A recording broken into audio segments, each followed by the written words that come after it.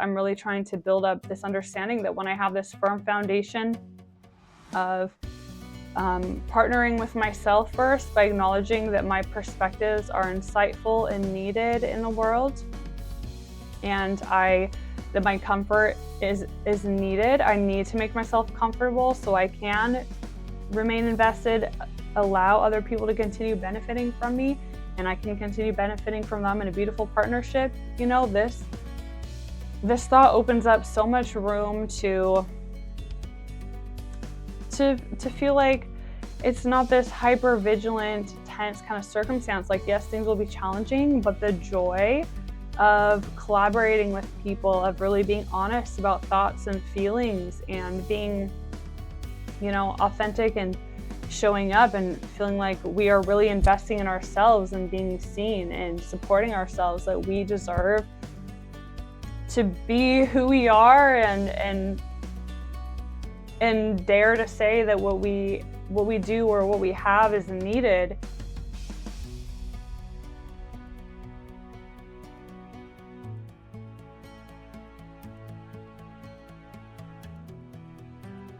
Hey, I wanted to talk about today something that I have been excited to investigate in my own life.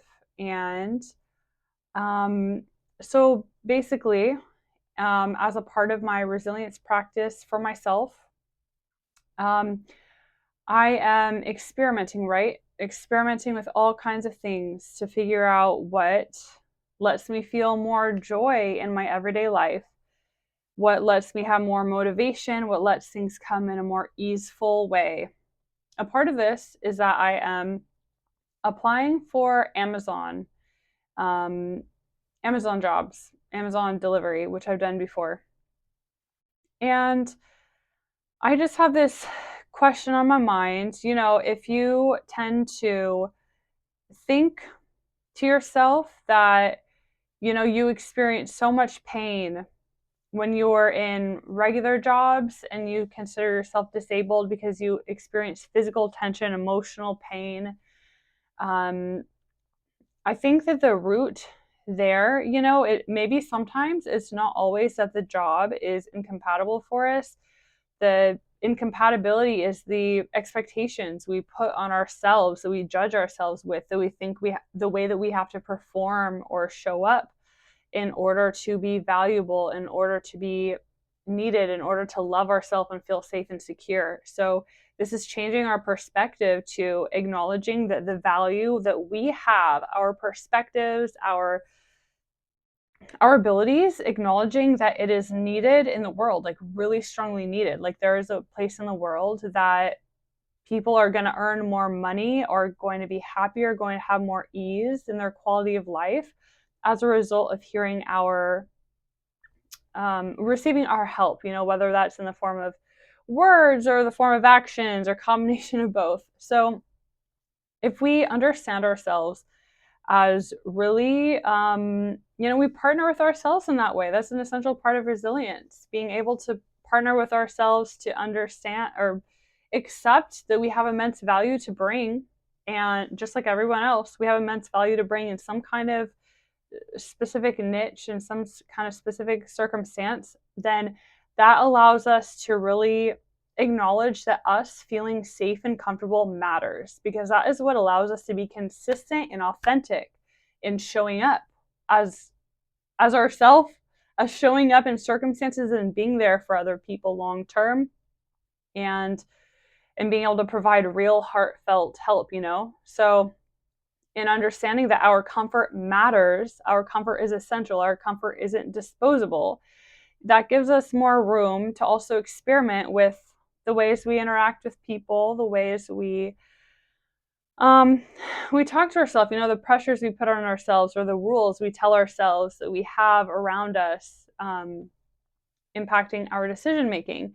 And this can allow us to do things in a different way, to feel differently in our body, to talk to people differently, relate to people differently, have a different sense of who we are in relation to the people around us, to the project in front of us, to the circumstances around us. And through this self-acceptance and self-love, learning how to love ourselves in this way, we can ultimately be compatible in environments that we normally might not think we were compatible in. Maybe not forever, everything has a kind of time frame stamped on it. Well, not everything, kind of everything. We're going to die, right? So everything has a time stamp on it. But we just have it will enable us to be present in circumstances that we don't have to put all this pressure on ourselves that makes it so much harder, that does cause us to feel extremely tense and emotionally in pain, and like we don't belong, we aren't needed, and pretty much just feeling like just not secure, and like we can't relate to people around us in an authentic way where we're actually saying our real thoughts and feelings, and where we're actually invested. We're actually invested in the people, the individuals, invested in the outcome, invested in the project, invested in collaborating. Remember that it's an extremely beautiful sign that people want to see in us, that we can invest by caring, by showing resistance, by showing our emotions, are good and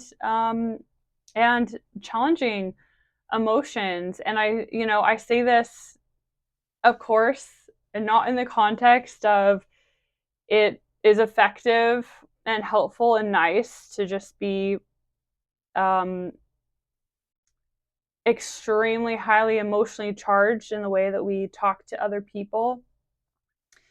And maybe you're in an environment where that is the value, or the like subculture where those kind of communications are just par for the course. And so, maybe it is valuable for you. I know for me, in my personal life and circumstances, it doesn't match those kind of values, but that's just me.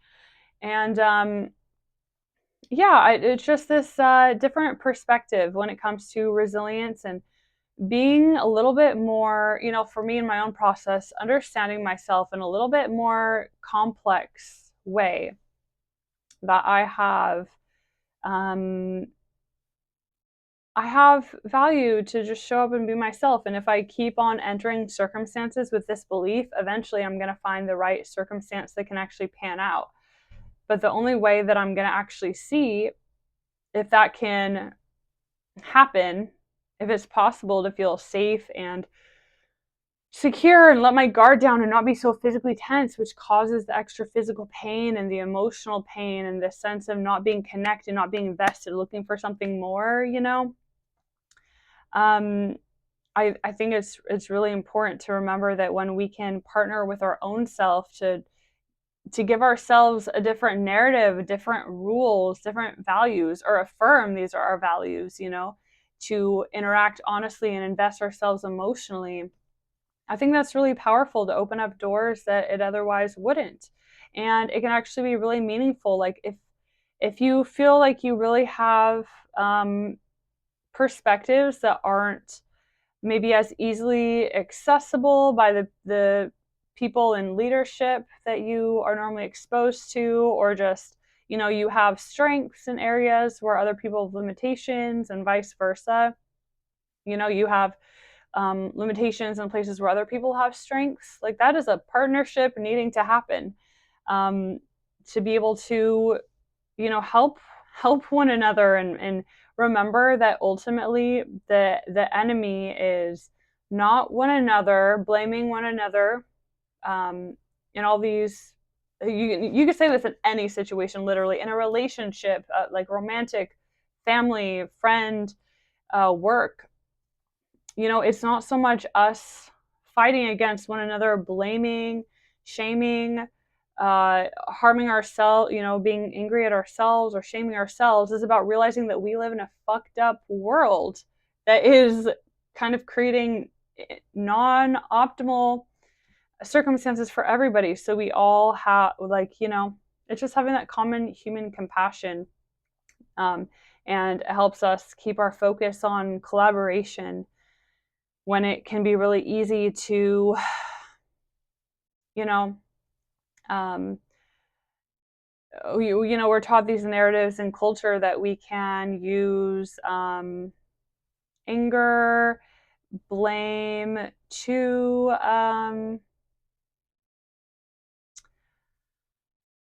kind of help ourselves. And that's true in some circumstances. I think that for some people in certain circumstances, that is true, that form of collaboration, it can involve blaming and shaming just because that is all that they've known in their life. And that doesn't mean that collaboration isn't present, but it means that collaboration can be a lot smoother and easier, and we can stop putting our nervous systems into PTSD mode, and kind of that hyper alert, can't trust anybody, afraid, defensive, I need to defend, protect myself kind of mode. We can prevent that from happening by remembering, literally just cut out the whole narrative of using like, the infighting kind of thing in an attempt to solve a problem that ultimately both, like, why fight when both people are wanting the same outcome and both people can collaborate to get that outcome together. And yeah, so I think it's so important to just remember that we have when we have the courage to put ourselves in different circumstances, different kinds of jobs. In my example, we have the courage to put ourselves in different atmospheres where we see different sides of ourselves. Yes, we will have to partner with ourselves more to love ourselves in ways, learn to love ourselves in different ways, and to keep ourselves feeling safe and secure. As we navigate the unique characteristics of the circumstance. But also, it gives us a big opportunity to enjoy that sense of meaning, of feeling like, oh my God, I can actually be emotionally invested in something. Like, I could actually be needed here, and it could actually be like a really great, beautiful exchange here. Somebody might need me and I need them, and this can actually be a beautiful thing that together we can create so much more than we could alone. So that is a really encouraging thought to me, and especially as a different perspective to this idea that I battled on and off for years, which is seeing myself as disabled, because I do get so much physical and emotional pain when I am in situations with people that aren't, where it's a little bit wild, wild west. It's not like very clearly set with clear expectations and already knowing one another. Just in an environment like a workplace where you have really different people not knowing each other and trying to come together, and you have a lot of policies maybe that kind of prevent people from experimenting with different solutions, and so it can just cause a constant kind of stress. And if, depending on what the culture of the environment you are in, people could just end up blaming one another. And these kind of circumstances, this social anxiety in general, this fear of not having peace with people, this has driven my life. This has been behind the decisions and so many of my choices in life. And I'm really trying to build up this understanding that when I have this firm foundation of partnering with myself first by acknowledging that my perspectives are insightful and needed in the world, and that my comfort is needed. I need to make myself comfortable so I can remain invested, allow other people to continue benefiting from me, and I can continue benefiting from them in a beautiful partnership. This thought opens up so much room to to feel like it's not this hyper vigilant, tense kind of circumstance. Like, yes, things will be challenging, but the joy of collaborating with people, of really being honest about thoughts and feelings, and being, authentic, and showing up and feeling like we are really investing in ourselves and being seen and supporting ourselves, that we deserve to be who we are, and dare to say that what we do or what we have is needed in the world. When we can have that perspective, I think that can go a lot of way towards reducing stress. Having that meaningful, safe connection, and ultimately, part of intrinsic motivation is that um, needing that challenge, right? And so having this challenge of consistently remembering different parts of ourselves, and like coming back to these narratives that we choose for ourselves, that are so much more beautiful to understand the world in, compared to the narratives other people might just automatically put on us. When we continue building this love in ourselves to validate and um, validate our perspectives and connect with people who have similar perspectives. This is really important to let ourselves have that sense of challenge and meaning. And it's not like a forever solution, but it can really get us far. And be kind of that it's necessary to maintain a structure, a firm foundation that you can continue building your health on, your schedule on, your motivations on, your creative projects on, your, like, so much, your friendships, your just personality, the way that the things that define you, feeling like you have a strong identity, because you kind of are forced to have a strong identity and beliefs and values and stick to it, and your role, because you have these structural circumstances around you that kind of really show you what your priorities are, and what you really believe and what matters to you. So I think that, I haven't started Amazon again yet, but this is what I'm thinking going into it. And I really feel like there's something beautiful and rewarding about acknowledging this is about seeing life as a journey.